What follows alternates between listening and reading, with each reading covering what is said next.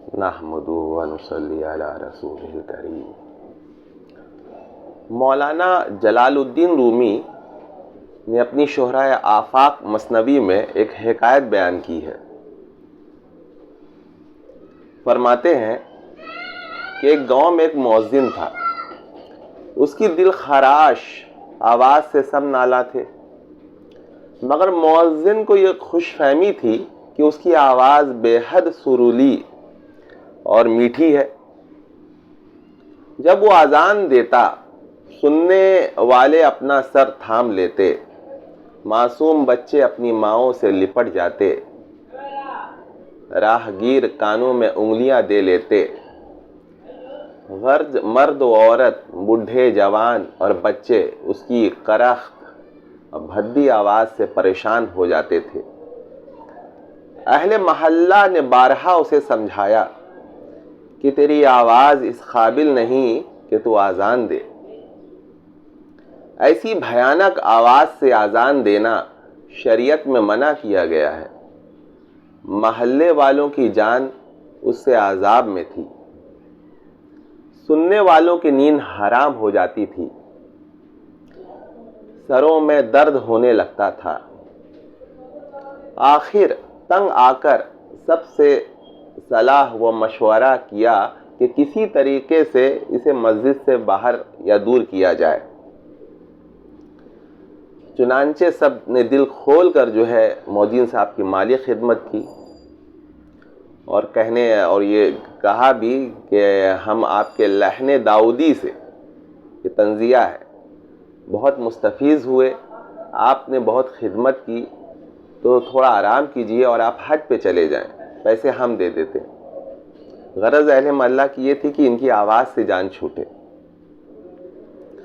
اب یہ جناب نکلے حج، وہ اس زمانے میں قافلہ کے ساتھ وہ حج پہ جاتے تھے، تو قافلہ ایک جگہ پڑاؤ ڈالا اور پھر وہاں بھی نماز کا وقت ہو گیا، تو انہیں تو یہ تھا کہ بھائی اذان تو ہم سے اچھی اذان کوئی دے نہیں سکتا۔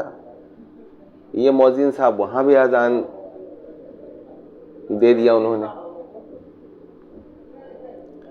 اب قافلے والے وہ ڈر گئے کہ کہیں کوئی فتنہ نہ بپا ہو جائے، کہ ان کی آواز تو ایسی ہے کہ آس پاس کے لوگ کہیں وہ چڑھ نہ دوڑے ہمارے اوپر۔ لیکن ہوا کیا؟ ہوا یہ کہ تھوڑی دیر بعد ایک کافر ہاتھ میں شمع لیے مٹھائی اور قیمتی جوڑا کپڑوں کا لے کر آیا اور قافلے کے اندر آتے ہی پوچھنے لگا، وہ مؤذن کہاں ہے جس کی آواز سے ہمیں حیات نو ملی؟ قافلے والوں کو اس کی یہ بات ہجم نہیں، سمجھ میں بات نہیں آئی کہ یہ کیا، اس کی آواز سے تو سب پریشان ہیں، انہیں یہ آواز اتنی پسند آئی ہے کہ ان کے لیے تحفے تحائف لے کر کے آئے۔ تو قافلے والے تو حقیقت جانتے تھے، انہوں نے بہت زیادہ ان سے جب پوچھا کہ بھائی حقیقت بتاؤ کہ کیوں یہ تحفے تحائف لائے ہو، تو انہوں نے بتایا کہ دراصل بات یہ ہے کہ میری ایک لوتی لڑکی ہے، بڑی حسین و جمیل ہے، اور وہ اسلام کی طرف مائل ہو گئی تھی اور قریب تھا کہ وہ اسلام قبول کر لے، لیکن ان صاحب نے جو اذان دی تو اس کی نیند اڑ گئی اور وہ بالکل بے چین ہو گئی۔ تو ہم نے ان کو، اس لڑکی کو بس اتنا ہی کہہ دیا کہ تمہیں روز یہ آواز سننی ہے، کیونکہ بھائی یہ تو اذان ہے اور مسلمان اذان دیں گے، وہ 5 وقت کی نماز پڑھیں گے، تو اس طرح کی آواز تمہیں روز سننا ہے۔ بس یہ بات لڑکی نے سنا کہ یہ ایسی آواز مجھے سننی پڑے گی روز، تو اس نے وہ اسلام قبول کرنے کا ارادہ ترک کر دیا۔ جو کام ہم وہ نہیں کر پا رہے تھے، ہر طرح کی کوششوں کے بعد یہ مؤذن صاحب نے بڑی آسانی سے وہ کام ہمارا کر دیا۔ یہ تحفے تحائف اسی لیے ہم لے کر آئے۔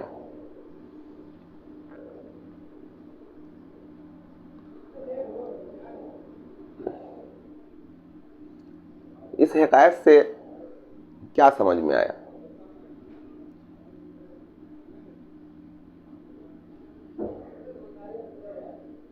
مجھے یہ بات سمجھ میں آئی کہ مولانا یہ سمجھانا چاہ رہے ہیں کہ نااہل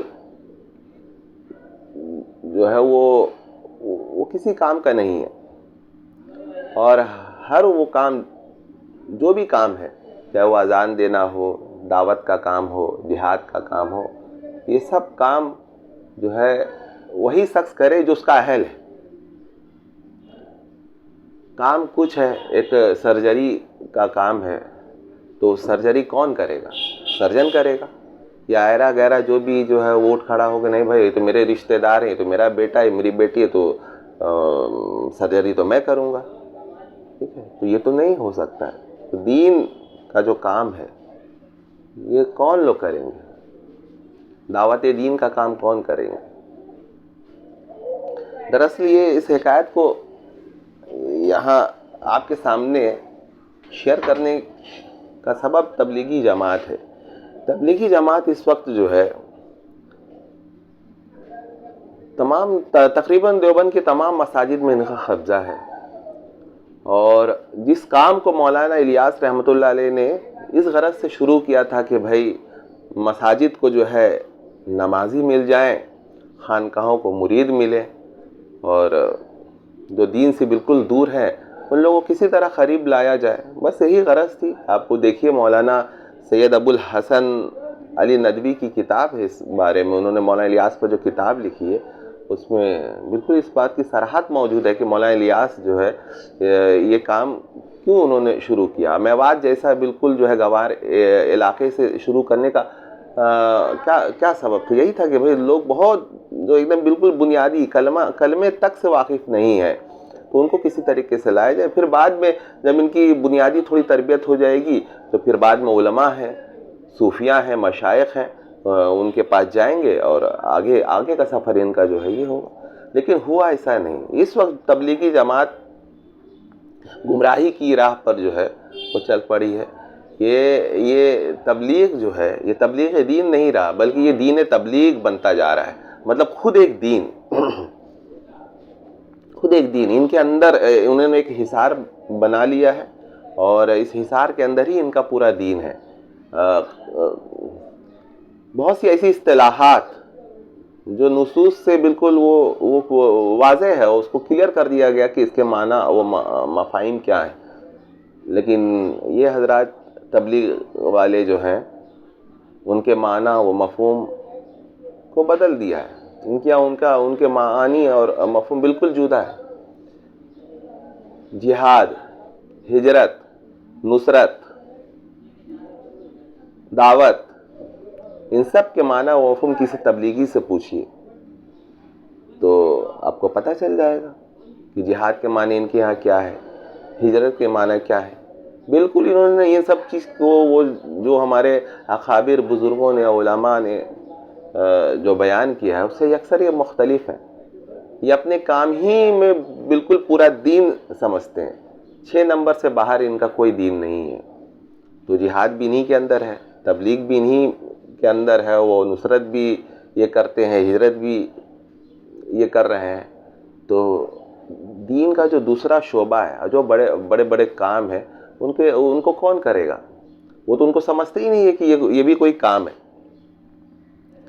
اس سلسلے میں مقتل میں ایک آرٹیکل میں نے وہ لکھا تھا، تو ایک کتاب جو ہے کسی صاحب نے مجھے بھیجی، تو اس کتاب کو پڑھنے کے بعد یہ ضروری محسوس ہوا کہ اس موضوع پر بھی بات کی جائے کہ تبلیغی جماعت کیا واقعی جو ہے وہ دیوبند کی ترجمان جماعت ہے؟ تو ایسا نہیں ہے۔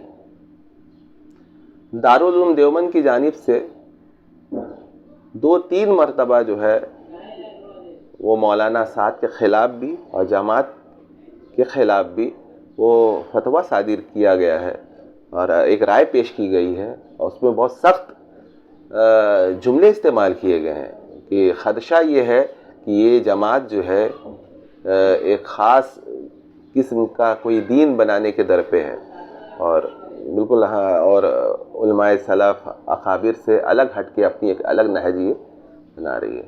وہ فتویٰ جو ہے اور وہ وضاحت نامہ کے نام سے جو ہے وہ دیکھیے کتاب یہ ہے جو ہمارے پاس ابھی آئی، تو اس کو یہ دیکھیے کتاب ہے،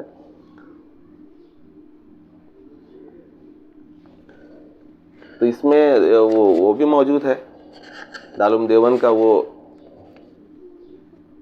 ضروری وضاحت کے نام سے یہ دارالعلوم دیوبند نے اس کو جاری کیا تھا. اس میں کتنے سخت قسم کے جو ہے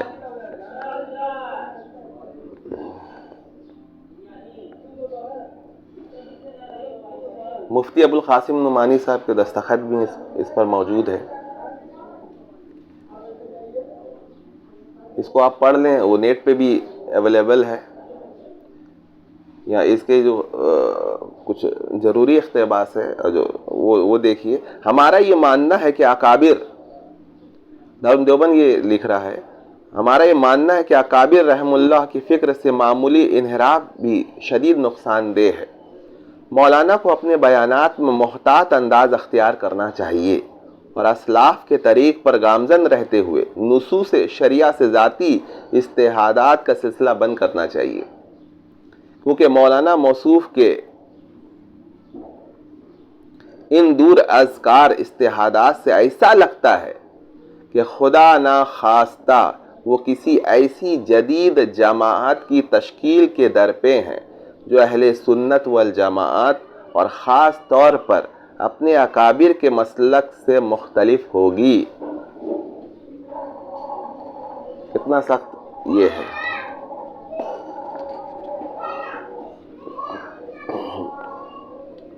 اس کتاب میں جو ہے مولانا سعد کی بہت سی باتیں اس پہ گرفت کی گئی ہے اور وہ بتایا گیا کہ بھائی آپ خود دیکھیے کہ انہوں نے کیسی کیسی باتیں جو ہے. مولانا سعد جو ہے وہ تبلیغی جماعت کے جو ہے امیر ہیں. اچھا, اس کتاب میں لکھا ہے کہ مولانا سعد سے جو ہے ہمارا اختلاف جو ہے وہ 3 وجہ سے وہ ہو رہا ہے. غلو فی الدین, قرآن و حدیث اور سیرت سے منمانی استدلال و استحاد, اہل سنت والجماعت کے مسلک اور عقائد حقہ سے انحراف. اب دیکھیے ان کے کچھ بیانات ہیں وہ یہاں پہ درج کیے گئے کہ کیسی کیسی انہوں نے وہ باتیں کہی ہیں. دیکھیے مولانا سعد کا ایک بیان دیکھیے. موسیٰ علیہ السلام اپنی قوم میں دعوت کو چھوڑ کر حق تعالیٰ کی مناجات کے لیے خلوت میں چلے گئے, جس سے بنی اسرائیل کے 5,88,000 افراد گمراہ ہو گئے. اصل تو موسیٰ علیہ السلام تھے, ہارون علیہ السلام تو معاون و شریک تھے, اصل کو رہنا چاہیے تھا. دیکھیے یہ ایک نبی اور پیغمبر کو یہ مشورہ دے رہے ہیں کہ ان کو کیا کرنا چاہیے تھا. آگے موسیٰ کا ایک اور بیان دیکھیں. لوگ پوچھتے ہیں تمہارا اصلاحی تعلق کس سے ہے؟ تم کہو میرا اصلاحی تعلق دعوت سے ہے. جو دعوت میں لگ کر بھی اپنی اصلاح کے لیے کسی بزرگ کی صحبت کی ضرورت محسوس کر رہا ہے, اس نے دعوت کو سمجھا ہی نہیں. یہ دیکھیے یہ بالکل یہ خانقاہی جو سسٹم ہے بزرگان دین کی صحبت میں بیٹھنا, جس پر پورے اکابر دیوبند کاربند رہے ہیں, یہ الگ ہٹ کر کے کہ نہیں اس کی اب کوئی ضرورت ہی نہیں. مشائخ کے پاس جانا اور اپنے نفس کا تزکیہ کرنا یہ نہیں ہے. یہ بات بالکل سامنے یہی آ رہی ہے ان کی. اچھا دیکھیے, تبلیغ کا 6 نمبر پورا دین ہے. یہ 6 نمبر سے جو ہے باہر ان کی کوئی دنیا نہیں ہے. اچھا, یہ علماء ان کو ہی سمجھتے ہیں جو ان کی جماعت میں لگے ہوئے ہیں. چنانچہ یہ لکھ رہے ہیں ایسے علماء کی باتوں کا کوئی تاثر نہ لیا جائے اور نہ ان سے کوئی مسئلہ دریافت کیا جائے جن کا عملی طور پر دعوت مطلب یہ تبلیغی جماعت سے کوئی تعلق نہ ہو, یا انہوں نے وہ چلہ اور وقت نہ لگایا ہو, تو پھر وہ علماء کہلانے کے مستحق نہیں ہے. یہ دیکھیے یہ سب عقائد ہیں.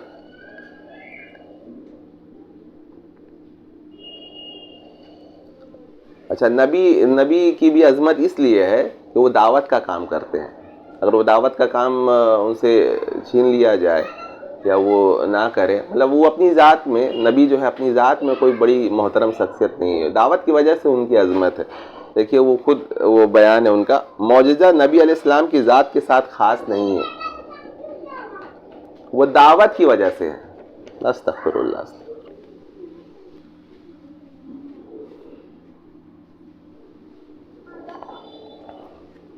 اچھا, ان کا جو ہے اپنا فتویٰ دیکھیے. یہ خود مفتی صاحب بنے ہوئے ہیں مولانا سعد صاحب. میرے نزدیک کیمرہ والا موبائل جیب میں رکھ کر نماز پڑھنے سے نماز نہیں ہوتی. تم علماء سے جتنے چاہے فتوے لے لو. کیمرہ والے موبائل میں دیکھ کر قرآن کا سننا اور پڑھنا حرام ہے، قرآن کی توہین ہے، اس پر کوئی ثواب نہیں ملے گا۔ جو علماء اس کے جواز کا فتویٰ دیتے ہیں علماء سو ہیں، ان کے دل و دماغ یہود و نصارہ سے متاثر ہیں، وہ بالکل جاہل ہیں۔ میرے نزدیک جو عالم اس کے جواز کا فتویٰ دے اس کا دل اللہ کی عظمت سے خالی ہے، چاہے اس کو بخاری یاد ہو۔ بخاری تو غیر مسلم کو بھی یاد ہوتی ہے۔ ہر مسلمان پر قرآن کو سمجھ کر پڑھنا واجب ہے، بغیر قرآن سمجھے کوئی فائدہ نہ ہوگا۔ جو اس کو ترک کرے اس کو ترک واجب کا گناہ ہوگا۔ یہ سب ان کے فتاوے ہیں، ذاتی فتاوے۔ موبائل میں قرآن پڑھنا ایسا ہے جیسے پیشاب دانی میں دودھ پینا۔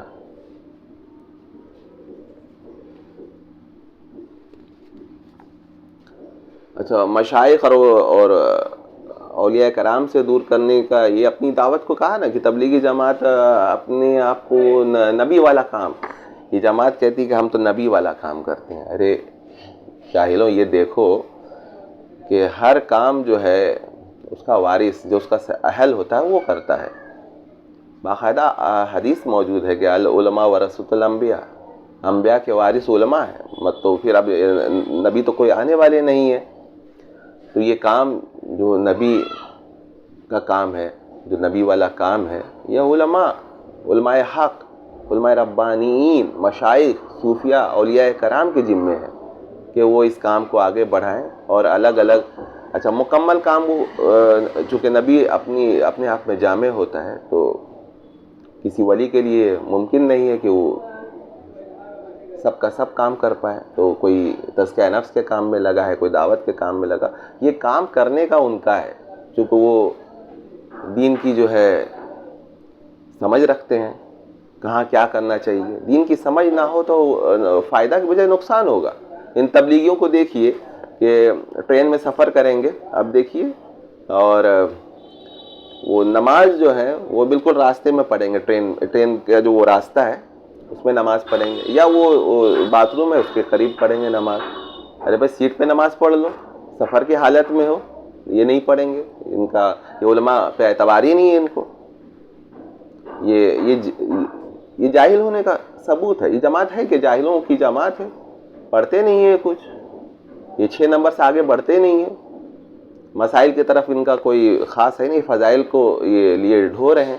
ان کو کیا سمجھ میں بات آئی کہ اس سے کیا نقصان ہو رہا ہے؟ وہ غیر مسلم بھی اس میں سفر کرتے ہیں، آپ ان کا راستہ روک رکھے ہیں، وہ کیسے جائیں گے ادھر سے ادھر؟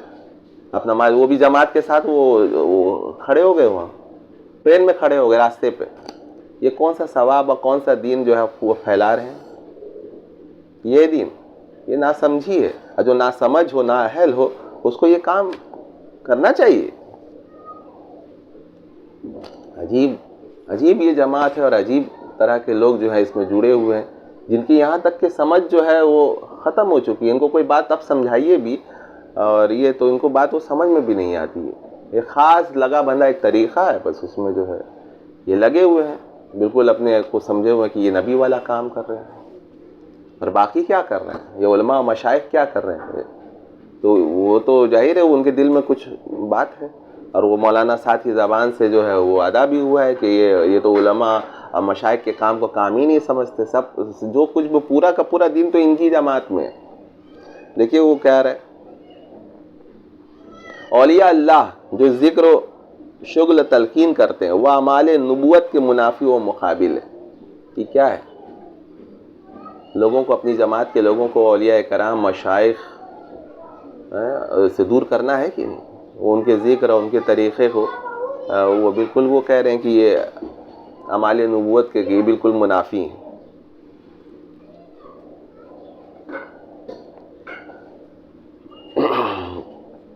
اس راستہ میں مولانا صاحب کا اس راستہ میں وہ سب کچھ ہے جو ایک شیخ اپنے مرید سے کروانا چاہتا ہے، مطلب، اور آپ کو کہیں باہر جانے کی ضرورت نہیں، یہ پورا دین یہاں موجود ہے۔ یہ 6 نمبر تک وہ سب کچھ آ گیا اس کے اندر، جہاد اسی کے اندر ہے، ہجرت انہی میں ہے، نصرت انہی میں ہے، کل ہے، تو باہر وہ تو اب کسی چیز کی کوئی ضرورت ہی نہیں ہے۔ تو اس جماعت کے ساتھ کیا کام ہوگا؟ یہ بالکل دین کو یہ جماعت جو ہے یہ بگاڑ رہی ہے کہ نہیں؟ تحریف ہے یہ تحریف کی جماعت اصل میں نا تحریف کی مرتکب ہے. تحریف کیا ہر عمل کو جو اسلام کا مجموعی عمل تھا اور وہ بالکل نصوص اور کتابوں میں ادرج تھا، انہوں نے بالکل ان سب کو بدل کے وہ خاص معانی، وہ مفاہیم جو ہے وہ طے کر لیے ہیں اور اس کو کل دین سمجھے ہوئے ہیں. ان کا نفس جو ہے وہ پھولتا جاتا ہے. یہ فضائل پڑھ پڑھ کر جو ہے اب یہ جو بھی عمل کرتے ہیں، جو بھی نوافل وغیرہ پڑھتے ہیں، نماز پڑھتے ہیں، تو یہ کیلکولیٹر لے کے گھوم رہے ہیں اور نیکیاں اور ثواب کو گنتے رہتے ہیں کہ آج اتنی نیکی کر لی، آج اتنی کر لی. جو بھی فضائل زیادہ پڑھتے ہیں، مسائل تو پڑھتے ہی نہیں ہیں. یہ صورتحال ہے اس جماعت کی. مؤسسات کا ایک اور بیان دیکھیے. یہ جو صالحین اوراد و وظائف بتاتے ہیں کہ تسبیح اتنے 1000 پڑھ لو، 1,00,000 پڑھ لو، کہیں سے ثابت نہیں. دور کرنا ہے. بہت جماعت بس یہ ہے کہ تبلیغی جماعت میں لگے رہو اور اپنے نفس کے تزکیہ کے لیے وہ کہیں نہیں، وہ تو جانا ہی نہیں ہے. ایک صاحب تو مطلب اتنے جری ہو گئے کہ مولانا حکیم محمد اختر صاحب جو مولانا شیخ تھانوی کے سلسلے کے یہ مولانا، ان کے خلیفہ تھے مولانا شاہ عبد الغنی پھول پوری، اور ان کے ہی یہ مرید ہیں. ان کا بھی انتقال ہو چکا ہے، مولانا حکیم محمد اختر صاحب کا. ان کے پاس ایک تبلیغی آ کر جو ہے وہ کہے کہ بھائی آپ لوگ تو جو ہے ولیوں کے کام میں لگے اور ہم نبی کے کام میں لگے. اب بتائیے، ایک شیخ وقت پر تو انہوں نے کہا کہ بھائی تم کیا کام کرتے ہو؟ میں سبزی بیچتا ہوں. بولے تم سبزی بیچ کر جو ہے وہ تم سبزی بیچتے ہو اور اتنا بڑا اعتراض کر دیا کہ ہم جو ہے ولی والا کام کرتے ہیں. تزکیہ نفس جو ہے وہ نبی والا کام نہیں ہے، نبی کا کام نہیں ہے نفس کا تزکیہ کرنا. تو یہ ہے جہالت ان کی، اور ایسے جاہلوں کی ایک بھیڑ ہے اس جماعت میں.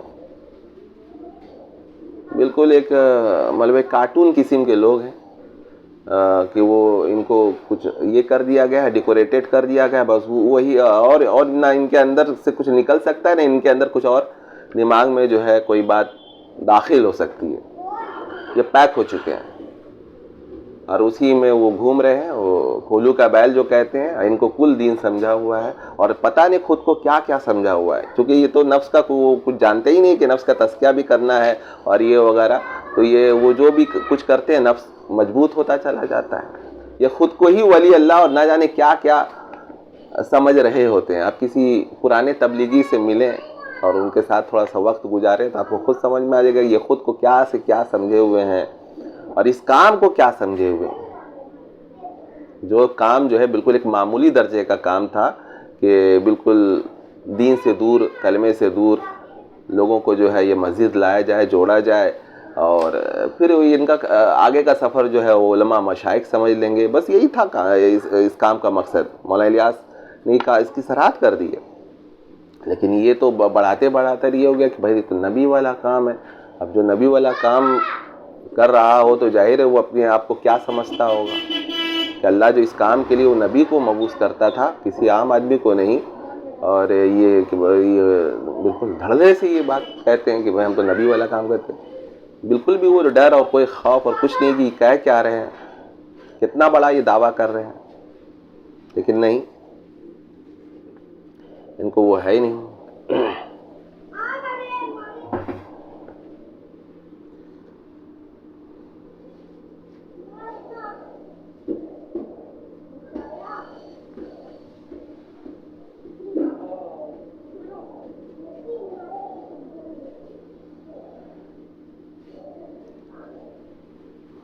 مقتل میں جو آرٹیکل لکھا گیا تھا اس کا کچھ اقتباس دیکھیے. نااہل صحبت شیخ کامل اور علم دین سے محروم شخص جب تبلیغ دین شروع کرتا ہے تو وہ خود اس تبلیغ کے سبب نفس کے کئی امراض میں گرفتار ہو جاتا ہے. چنانچہ وہ نفس ان کا یہ جتنی نیکی کرتے جاتے نفس موٹا ہوتا جاتا ہے. نفس کے فریب کو یہ سمجھ ہی نہیں پاتا، کیونکہ کسی عارف باللہ اور شیخ کے پاس رہے ہوں تب نا. حضور اکرم صلی اللہ علیہ وسلم کے طریق دعوت و تبلیغ کو ہم سے زیادہ سمجھنے والے علماء متقدمین و متاخرین کی طرف اگر نظر دوڑائیں تو دیکھیں گے کہ ان کی نکیل کسی شیخ کامل کے ہاتھ میں، مطلب ہر شخص جو یہ کام کر رہا ہے وہ کسی نہ کسی بڑے کے ماتحت ہے۔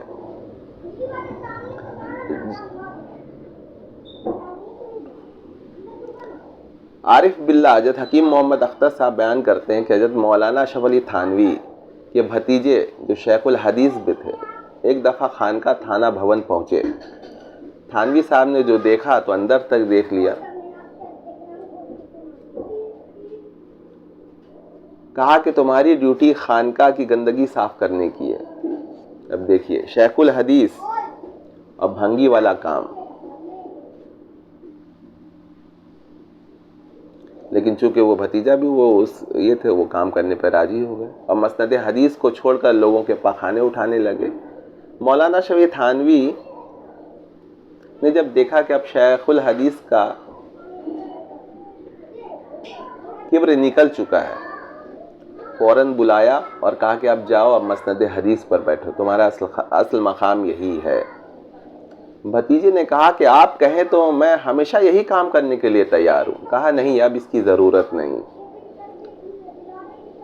دراصل تزکیہ نفس ایسی چیز ہے جو خود سے نہیں کیا جا سکتا، بلکہ کسی شیخ کامل عارف باللہ کی صحبت میں رہ کر ہی ہو سکتا ہے۔ چنانچہ ہم دیکھتے ہیں کہ ہمارے تمام بزرگوں نے یہی راستہ اپنایا اور کامیاب بھی ہوئے۔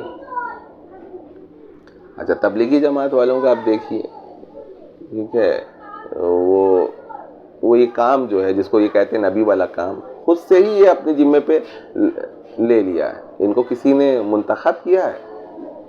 ان کے کسی بڑے نے کہا ہے کہ یہ بھائی تم اہل ہو اور تم کو یہ کام کرنا چاہیے؟ ایسا تو ہے ہی نہیں، خود سے لے لیا، خود ہی سے احادیث اور کہاں کہاں قرآن آیت قرآنیہ، وہ امر بالمعروف وہ سب چیزیں اپنے اوپر وہ خود عائد بھی کر لیتے ہیں کہ ہم تو اس کے مستحق ہیں۔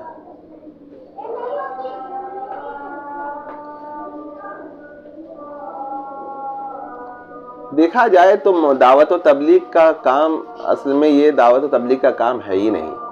کام تو مولانا الیاس نے مسلمانوں کی اصلاح، جو میں نے وہ بات کہی، وہ اصلاح اعمال کے لیے انہوں نے یہ کام شروع کیا تھا۔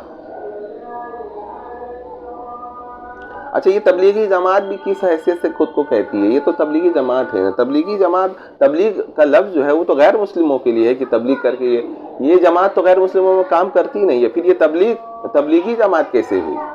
یہ تو اصلاحی جماعت ہے۔ تو یہ نام بھی ان پہ یا تو پھر یہ سمجھا جائے کہ بھئی آپ مسلمانوں ہی کو جو ہے وہ غیر مسلم کے وہ خانے میں ڈالے ہوئے ہیں جن پہ یہ کام کر رہے ہیں۔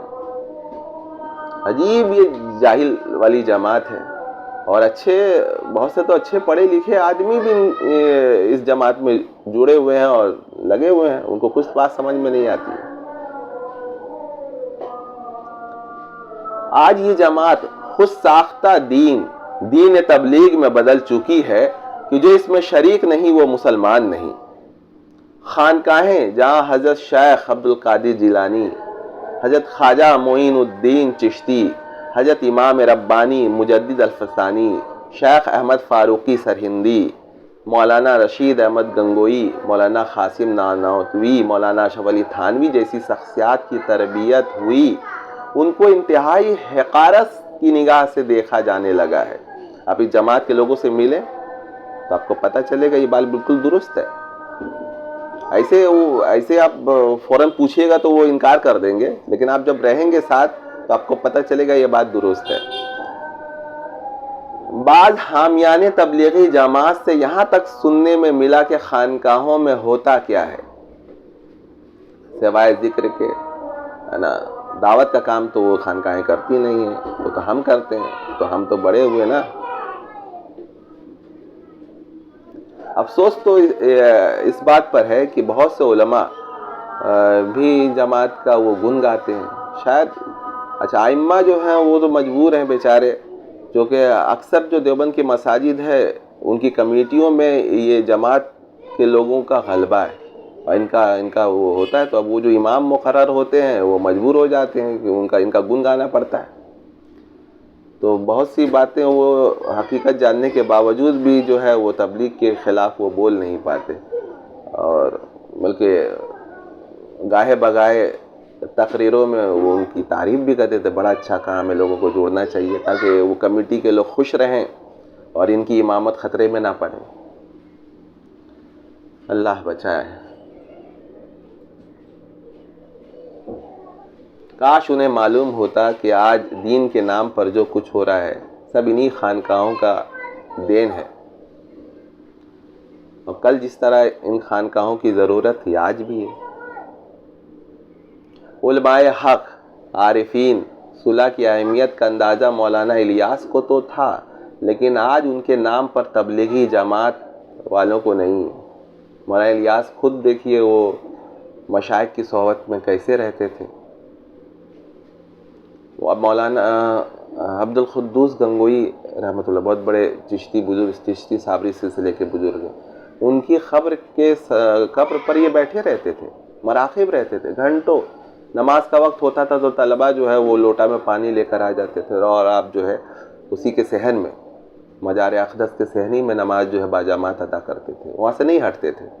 آج کون تبلیغی جو ہے، مرکز نظام الدین سے قریبی تو ہے حضرت نظام الدین اولیاء رحمۃ اللہ علیہ کا مزار شریف، لیکن نہیں وہاں وہ بہت کوئی خاص لگاؤ ہے ہی نہیں، بس چلے کوئی ایسے ہی کوئی گھومنے کی نیت سے چلا جاتا ہے، لیکن وہ چیز نہیں ہے کہ وہاں سے فیوز و برکات حاصل کرنا ہے اور ان کو بڑا سمجھنا ہے۔ ایسا کوئی، یہ تو خود کوئی ہی بڑا سمجھے وہ کہ نبی والا کام کرتے ہیں نا، وہ تو اولیاء ہیں، اولیاء تو وہ دوسرا کام کرتے ہیں۔ افسوس، صد افسوس۔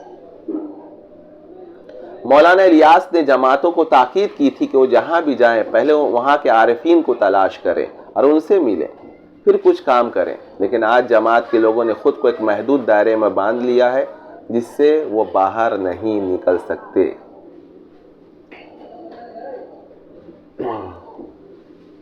چنانچہ اس چیز کو علماء دیوبند نے سمجھا ہے۔ علماء کی اکثریت تو اگرچہ زبان سے کچھ نہیں کہتی، لیکن خود کو اس جماعت سے دور بھی یہ رکھتے ہیں۔ یہ علماء، یہ بہت خاص ہے۔ اکثر علماء جو ہے دیکھیے وہ چونکہ ان کی مجبوری ہے، امامت کا معاملہ ہے، چندے کا معاملہ ہے، لیکن کچھ نہ کچھ یہ بات سمجھتے ہیں۔ اس کی وجہ سے یہ علماء مدارس جو ہے یہ جماعت میں اکثر جو ہے یہ جڑتے نہیں ہیں، دور ہی دور رہتے ہیں۔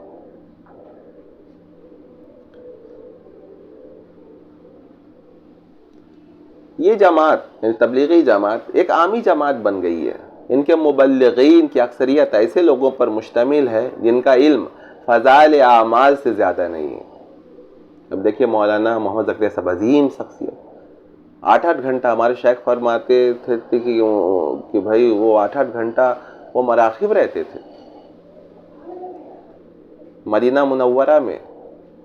مرشدنا مولانا میرے حضرت وہاں تھے، تو جب ان کو دیکھا تو سوچا کہ مصافحہ کر لیں، لیکن وہ مراقب ہی رہے، بالکل وہ سر ہی نہیں اٹھایا کہ آدمی مصافحہ کر پائے۔ اتنا مراقبہ کرنے والا اور اولیاء کے طریقے پہ کام وہ نہیں، مولانا زکریا کو نہیں پڑھنا ہے، وہ بس وہ فضائل اعمال کو لیے وہ ہو رہے ہیں، اور دیگر کتابیں جو مولانا زکریا صاحب کی ہے اس کو دیکھنا، ان کا نام بھی نہیں سنا ہے جماعت کے لوگوں نے، دیگر علماء کی تو بات چھوڑیے۔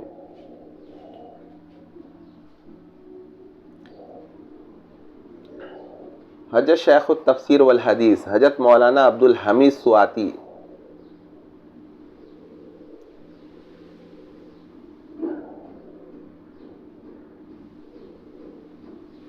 وہ فرماتے ہیں، خود بانیان جماعت حضرت مولانا الیاس، مولانا محمد یوسف اور شیخ الحدیث حضرت مولانا محمد زکریا کا اخلاص للہیت اور حدود شرع کی پابندی شک و شبہ سے بالا ہے، لیکن جماعت کی عمومی فضا رجت پسندوں، سرمایہ داروں، کم علموں اور علم دشمنوں سے بھری ہوئی ہے، جو اسلام کی انقلابی ذہنیت اور قرآن کے انقلابی پروگرام سے بالکل آ رہی ہے۔ مولانا اعتصام الحسن کانلوی نے بھی ایک کتاب لکھی ہے، شاید وہ راہ حق کا صراط مستقیم، اس طرح کی کوئی کتاب ہے۔ اس میں بھی انہوں نے یہی وہ جملہ لکھا ہے کہ یہ تبلیغ دین نہیں، یہ دین تبلیغ بنتا جا رہا ہے یہ جماعت. یہ لفظ بہت خاص ہے، دین تبلیغ. مولانا عبدالحمید سواتی جو ہے آگے فرماتے ہیں اس جماعت پر اکثر و بیشتر سرمایہ دار حضرات کا تسلط رہتا ہے. یہ آپ دیکھیے، یہ پیسے والوں کا غلبہ ہے اس جماعت میں، جو معاملات میں بالکل ناقص اور بدتر ثابت ہوتے ہیں. منافع خوری والا ذہنیت ہے.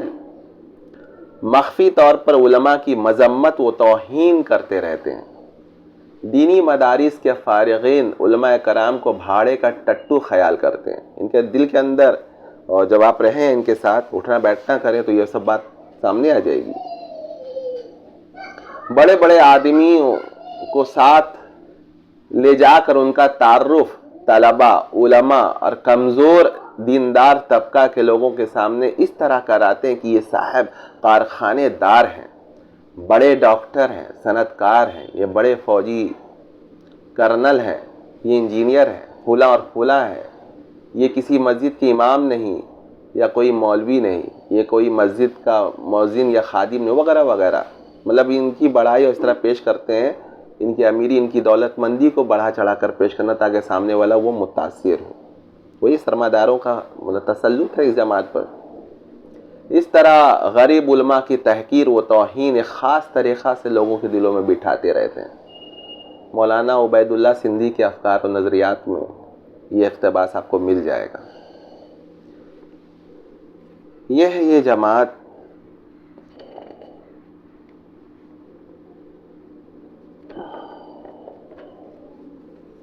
اچھا، یہ کتاب جو میں نے اس کے دیباچے میں بھی کچھ باتیں لکھی ہوئی ہیں، تو وہ بھی تھوڑا سا میں چاہتا ہوں کہ وہ پڑھ دوں. علماء دیوبند نے مختلف مجلسوں میں نظام الدین کو احباب کو سمجھایا کہ ان کی مطلب مولانا سعد کی مستحدانہ باتوں سے غلط افکار و نظریات کے امت میں پھیلنے اور عوام میں منتقل ہونے کا خطرہ ہے، ان سے اجتناب کرنا چاہیے. لیکن نہیں، مولانا سعد صاحب آگے بڑھتے ہی چلے گئے. بھوپال، ٹونگی، رائے کے لاکھوں کے مجموعوں میں اور نظام الدین کے بیانات میں ان کی یہ غلط باتیں، امت سے، اہل سنت والجماعت سے ہٹی ہوئی باتیں وہ سامنے آتی رہتی ہیں. صرف حضرت موسیٰ علیہ السلام کا ایک واقعہ نہیں، اس طرح کی باتوں کی ایک تفصیل ہے جو مختلف مواقع پر بیانات میں انہوں نے کہی ہیں. وہ کچھ تو ہم نے وہ پیش بھی کیا تھا.